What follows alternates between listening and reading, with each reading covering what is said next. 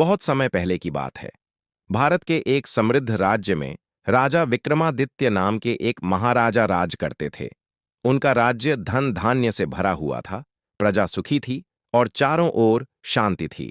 राजा विक्रमादित्य बहादुर, बुद्धिमान और सबसे बढ़कर न्यायप्रिय थे। राजा का एक नियम बहुत प्रसिद्ध था, राजा हो या रंक, न्याय सबके लिए समान होगा। हर सुबह राजा दरबार में बैठते और प्रजा की समस्याएं सुनते। कोई भी व्यक्ति बिना डर के अपनी बात राजा तक पहुंचा सकता था। एक दिन दरबार में एक बूढ़ा किसान आया। उसके हाथ कांप रहे थे और आंखों में आंसू थे।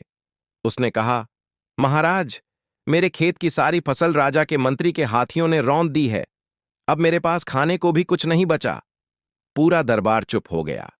मंत्री राजा का बहुत करीबी था और अत्यंत शक्तिशाली भी। मंत्री ने तुरंत कहा, महाराज, यह किसान झूठ बोल रहा है। हाथी तो राजकीय काम से गए थे। राजा विक्रमादित्य ने शांत स्वर में कहा, सच और झूठ का फैसला जांच से होगा। सच्चाई की परीक्षा राजा स्वयं साधारण वेश में किसान के साथ खेत पर गए। वहां उन्होंने देखा कि हाथियों के पैरों के निशान साफ दिखाई दे रहे थे और फसल पूरी तरह नष्ट थी। राजा ने अपने सैनिकों से कहा, पता करो ये हाथी किसके थे। जांच में पता चला कि हाथी सचमुच मंत्री के थे, जो अपनी शान दिखाने के लिए गांव से होकर निकले थे। न्याय का फैसला अगले दिन दरबार फिर सजा।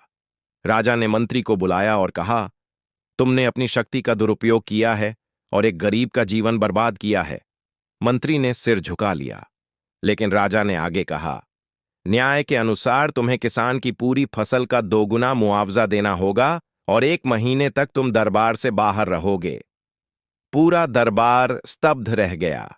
किसी ने सोचा नहीं था कि राजा अपने ही मंत्री को सजा देंगे। प्रजा का विश्वास, किसान की आंखों में खुशी के आंसू थे।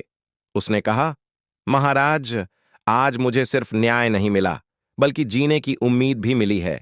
राजा मुस्कुराए और बोले, राजा का असली धन उसका खजाना नहीं, बल्कि प्रजा का विश्वास होता है। कहानी की सीख उस दिन के बाद राजा विक्रमादित्य की ख्याति दूर दूर तक फैल गई। लोग कहते थे, जहां राजा न्यायप्रिय हो, वहां राज्य स्वयं स्वर्ग बन जाता है।